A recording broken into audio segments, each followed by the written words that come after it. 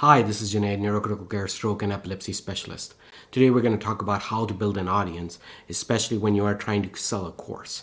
Thanks for sticking with us for the whole Masterclass on online course development, which is a beginner's guide in creating courses mainly geared towards medical professionals. So we discussed how you're going to get ideas and inspiration, what are you going to teach, who you're going to teach, and how you're going to teach. And what you personally going to get out of it is extremely important as well. Sometimes it's about money, sometimes it's about prestige, sometimes it's just a hobby, and sometimes it is creating meaningful impact. Especially for me, for example, I want to teach back home in Pakistan at a low or no cost, and therefore it is very fulfilling to me as a purpose. So therefore, either way, whatever your purpose, your passion is, you need to build an audience, because if there's no audience, there's no point. Even if it is a hobby, you really want to make sure that it reaches people in a way that you intend to. So where are we at? First of all, we need to understand what really is change. We are living in an attention economy. In an attention economy, you are basically paying attention. That's the word. Interestingly, the new economy, the currency that you pay is attention. We are all trying to get attention because there's a lot of noise out there. We want to make sure that our content, our approach is different. Let's understand what's going on. We are living in an attention economy. You literally pay attention. Interestingly, the play on words is perfect because the currency of modern times is attention. The more eyeballs you get, the more your content is going to surface. And the more your content surfaces, you're building an audience, and you can have both prestige, value, or purpose, or financial gain if you want to. So it's important that you understand that we are living in an attention economy at the moment. Why should I pay for your course? Why should I even pay attention? There are only two reasons that people pay attention for: either education or entertainment. Let's face it, right? And as a matter of fact, if you can combine the both, edutainment or infotainment is the best of both worlds. And that's where really the key thing comes in. You need to define yourself as an educator or an entertainer to be successful in an attention economy. So one of the key things before you start is understanding a complete new tool set, skill set, and a mindset. Let's start with the mindset. Now you're an entrepreneur. Skill set, you need to understand different skills. For example, platform choices, digital learning methods. You have to understand that what your current skill set is. And then you have to understand what are the tools available in this particular skill set that you can utilize to be faster and efficient.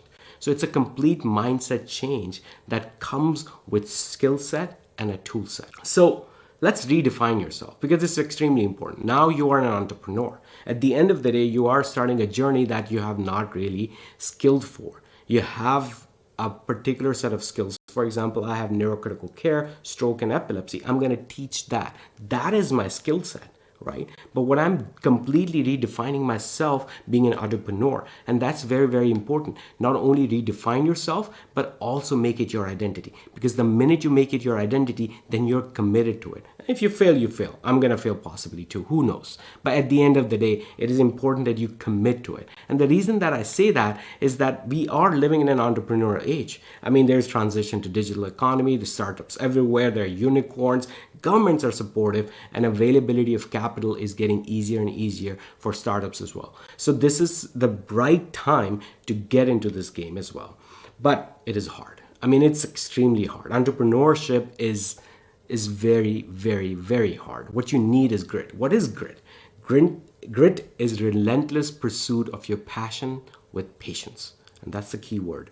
You have a passion for it and you want to stay positive, relentlessly pursue with patience. Look, I mean, I became a physician. It took me 18 years to get through my whole training. And if I'm going to expect that it's going to happen in 18 days, my successful journey into my entrepreneurship, that's bullshit, right? I mean, I will never get there. Patience, patience, patience. As a matter of fact, this is from Ali Abdal's course, part-time YouTube Academy. And he makes sure that this graph, everyone gets it, because the journey is slow. It's in years, not in months. It's not in weeks. It's in years. But be consistent, consistent, consistent. The one thing that he teaches is basically weekly posting of your videos, because even the algorithms need to understand that you are committed to it, or you're not just doing a one-off. The minute the algorithms feel that you are consistently creating, then and then only they're going to also recommend to someone else, because they want people eyeballs on their own platforms as well. This is just a YouTube example, but that goes for everything. Anyone who is trying to create a social proof have to do it consistently, constantly, patiently, and it is going to take years, not weeks, not months. So let's really clarify the goal. People think that I need approximately 1 million subscribers. No, you don't. You do need sometimes a viral sort of hit, and then you have some followers. But at the end of the day, what you need is 1,000 fans. This is an interesting article that was written approximately 10 or 15 years ago by Kevin Kelly. And then he proposed that if you have 1,000 fans, then you can create a living as a content creator. Literally, if you have 1,000 fans that are going to be available for you, that you are purchasing from you or subscribing to you, you're done. You can live off as a creator. That's where the line that he crossed, the 1,000 fans. However, I think that's not true. As a matter of fact, in a niche economy like ours, as far as medical practitioners are concerned, these are high income generating people. So either may it be nurse practitioners, physicians. These are people that have very real interest in the education you're going to provide. And in this situation, when you have a niche, 100 fans are enough. And there are people who have written different comparisons of it moving forward, that how you're going to create a revenue stream from it. Again, it's not always about revenue. Again, I mean, part of my purpose is not just revenue. It's just making sure that this thing comes out for students back home as well. So at the end of the day, it is not just about commercialization and monetization. It is also about your passion, your purpose, getting to more and more people. So what is a niche? I mean, look at this article. This is from Google blog. Google said the creator turned donuts into dollars. It's amazing like how people have created their niches and then monetize their passion accordingly. Fantastic, right? Who would have thought that you can turn donuts into dollars? And this is Google highlighting this particular creator on their own blog. Understand your own niche, where you shine the most.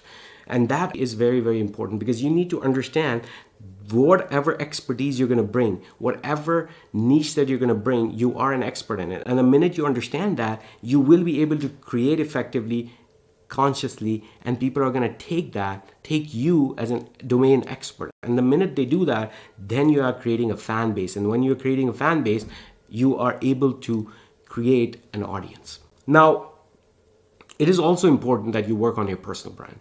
As a matter of fact, I teach all my students that you should have a personal website, even though you're not going to become a creator, even though you're not going to become any professional athlete or something, that you need a complete website. But at the end of the day, I think everyone in this day and age need to control their online reputation. And more importantly, what is the best way in any company for you to be non-substitutable? Everyone is substitutable. The only person that is really going to be hard to kick out is the person who owns a personal brand. Because the minute you have your own personal brand, the company is going to have a big issue moving you out of that particular situation, because they understand that you're going to get a job sooner at the other competing company. And more importantly, even if you don't get a job into another competing company, they really don't want some of this bad stuff coming to their way if you have a social following. So everyone in this day and age should have an online presence and online reputation management and a personal branding, period. Now, Creator Academy is basically the new gold. There are people who have done a lot well in terms of just YouTube. But it is a winner-takes-all economy. But what we're seeing is that the economy is also now getting more democratized. And that democratization happens because platforms are approaching this also very diversely, because they really want more and more creators on each and every platform, and they want you as a creator to get more and more revenue streams. Because if you're going to have revenue streams, then you're going to stick around making quality content. If you're not going to stick around, then you're not going to have quality content. So even course creator platforms like Teachable, ThinFink, Podia, whatever, they are competing with themselves to have the best courses on their platform, because the minute they do that, then they attract more and more customers. And again, this is not just about courses, because we are looking at a whole breadth of creation process in which course is part of it. And then more importantly, you have more levels, more variations of revenue streams as well. Tipping is one of them. Live webinars that people pay for. Digital goods. I mean, I buy stuff just to support my creators, like hats and t-shirts and hoodies, etc. So all of that is part of the overall economy that we're living in, which is also a part of the bigger economy, which is the gig economy we're living in. And all of these platforms, as you can start to see, all of them, one by one, is adding more and more revenue streams for creators. Again, encouraging better, excellent creators on their own platform. Again, then their platform shines, etc., etc. So it's a vicious circle that everyone is trying to get at. Now, course creator economy is a little different too. Because course creators, you have to have a social proof and you have to make sure that you are a domain expert. In medicine, it's a little different. We always got social proof from what? References, degrees, right? I mean, this is a different ball game that we have to be in. It's a completely different way of creating a social proof. For us to create a social proof, we need, first of all, do not concentrate on the competition, because I understand Stanford, Harvard is putting on courses online as well. American Academy of Neurology and American Physician Association is providing courses online. That is not where you put your focus on. Your focus should be on collaboration, because with collaboration, you create social proof. That's exactly where I think Danish asked me to do these modules as well, right? I mean, I have my own audience as well. We're going to see that we're going to share with this collaboration as well. And then both of us benefit from it. Collaborate, collaborate, collaborate. Because this is a market where we create social proof for each other. I cannot give a reference letter of recommendation to YouTube for him, right? Nor can he give it to me. We are supporting each other in this collaborative gig creator economy, and especially in course creation, we have to make sure that we collaborate. Again, the other big thing that you understand is that value exchange that I told you about, right? You have to provide education or entertainment, but you also have to provide some of it for free. And that's why I have a constant social media strategy that goes through this. Some of these modules are going to be online for free because that's going to attract paid customers. For example, this particular module, I think I'm going to put it online for free. And the reason I do that is going to be also cut into pieces for TikTok and Reels and everything, is because that it is going to overall generate the interest, the awareness that is going to funnel into my proper paid customers. Now, social media strategy in itself is a big problem. And then there's a whole digital landscape, and this is not the place where it has to be. But I'm still learning it. And then things can constantly change. So therefore, I really have to keep up with it. I get help for it. And I'm going to discuss in the next lecture about operationalizing how I'm doing it. But at the end of the day, the key thing is signal to noise ratio. One of the key understand is that which platform is best for what, and then creating content specific to that platform. For text, it's Medium, is microblogging, is Twitter. Definitely one of the best places to be. Long sort of blogging is concerned is basically Medium. Medium is a proper blogging platform, and I would highly recommend it. It is search engine optimized, and then Google ranks it higher as well, given that it has content that has been curated by multiple good people, like Scott Galloway is on there. Faisal Khan is on there, and I do follow them on Medium consistently. And not only that, I like to read that same article on Medium because it pays my creator. So I have a $50 per month membership. So definitely check that out. Image is the best one. Again, you can do Twitter or Instagram. For shorts, it's Instagram Reels and or TikTok. That's like, for example, this video is going to be broken down into 1 minute pieces and is going to be on Instagram and TikTok. And the reason behind it is that, again, creating awareness, and we'll come to that more. The best place for networking, the absolute best place for networking is LinkedIn. Do not underestimate LinkedIn. Most professionals now go to LinkedIn, and your particular content that you are trying to produce, especially in medical professionals, LinkedIn is the best source for networking and content. But more importantly, you are doing content over there for networking. This is sort of like a primer of what these different platforms are about. But more importantly, you have to design content for them, and you have to spend time on them, because at the end of the day, you have to give eyeball to get eyeballs, right? So that's the way the attention economy works. So these are different ways that I learn, right? I mean, for example, this was a tweet by Matthew, which said that you have to define your niche. Do not rarely deviate from your niche. Consistently post. Consistency. Make your content easy to consume, make it visual, make it better in a way that you can get a glanceable look. And the minute it is glanceable, it is an infographic, then the people share more. And let your audience come back to you. Open up that link on the Twitter that people can share their opinion with you. Make sure that you respond to your LinkedIn messages and Twitter messages, and I do it consistently. It is a value exchange. You're giving your time for their time. So make sure when you are building an audience, you're open to those situations where you are giving some time to social media strategy and even answering fan mail, right? Believe it or not, I get at least 100 messages in LinkedIn and Twitter every week or so, and I do respond to most of them. Now we're coming to really truly marketing. And marketing is something that you have to pay. I mean, Google ads, Facebook ads, Instagram, etc. At the end of the day, that is not what I do generally, and that's what I not recommend. At the end of the day, when you are defining yourself as an expert, it is better that you go for partnerships, affiliations, and again, like we are doing, key opinion leaders, right? I mean, Danish has fantastic courses that has already been built. He has been doing this for some time. I'm basically partnering with him. I have a separate more going on, and he's partnering with these. So make sure, collaborate.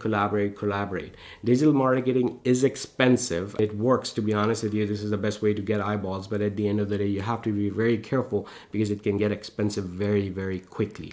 Again, have a content strategy. Whatever I do, I create in a long process. Like, for example, if I have to talk about virtual care, advanced practice providers, and artificial intelligence as a whole, what I do is I create a whole course-like structure. And even for content, like even on YouTube, when it comes in, it is delivered in short. So very short 4 to 5 minute videos on YouTube, 1 minute videos on TikTok and Reels. And then those graphics are going to be posted on Instagram and Twitter, etc. So make sure you have a full strategy for your content, because the minute you have a strategy for it, then you're going to be able to present it better. Now, this is where the conversion funnel is. Why am I doing a social media strategy in the first place, or content strategy in the first place? That is the first law. You make yourself aware. You attract people through these things. And then eventually you take them to the conversion phase when they are understanding, wow, this is engaging. This is something that is useful to me. This is bringing me value. When it is bringing me value, they will be engaged. They will be communicating with you. And once they're engaged, then and then only you're able to monetize on that audience. Before that, you can't. So make sure that you are doing from attract, convert, engage, and sell. So those are the pathways in which the conversion funnel works. One of the last things that you have to understand is always create for a broader market. Even if you have to create a very niche, that niche can be applied multinationally. We're living in a global economy. YouTube is everywhere, right? So that's not the issue. Wherever people can access internet, they're going to have the access to your content. Make sure you build it in a way that it can be sold internationally. You can create portions of it. For example, there are places that I'm going to speak in Urdu, which is a Pakistani language. And the behind that is basically that I have created that content in English, but some of that I'm going to be specific. But overall, the strategy should still remain that you're selling internationally, you're selling globally. And that is the key thing, because the market is huge. It's a 7 billion people, and you can sell it to anyone. But at the end of the day, especially when you're talking about niches, there are people with that particular niche need that are internationally present. Make sure you monetize on that. Now, how do I do it, right? I mean, that's the key thing, right? At the end of the day, well, Dr. Kalia, you're fantastic about this. I do provide a very amazing free value on my YouTube channel. This is one of it. And then, of course, I'm increasing foot traffic with an open access available neurology pocketbook where people want to come and get information from. And that creates foot traffic towards my personal brand as well. I have a content strategy, I have a social media strategy, I have multiple different software service strategies. And of course, as you can see, I'm participating, collaborating with key opinion leaders within the field. It was great talking to you. Make sure you have these strategies in place. And if you don't have someone, make sure you reach out to me, because that is the key thing, right? I'm again providing value. You reach out to me through multitude of sources, LinkedIn, Twitter, etc. Or you can book a time. I have 15-minute slots available every week. And the reason I do that is, again, creating my own fan base. And of course, I think passionately that this is very, very important. Education needs to move in health and in medical education forward. So that's my passion, and that's why I make myself available. And when I'm making myself available, I'm gaining audience. It was really great talking to you guys. Thank you so much. Happy creating. If you save a life, it is as if you saved the life of mankind. Please make sure you like, comment, share, and subscribe to my YouTube channel and my newsletter. If you want to get in touch with me, the best way is to go through Twitter or via LinkedIn. Also, make sure you follow the Academy website for regular updates. Thank you so much.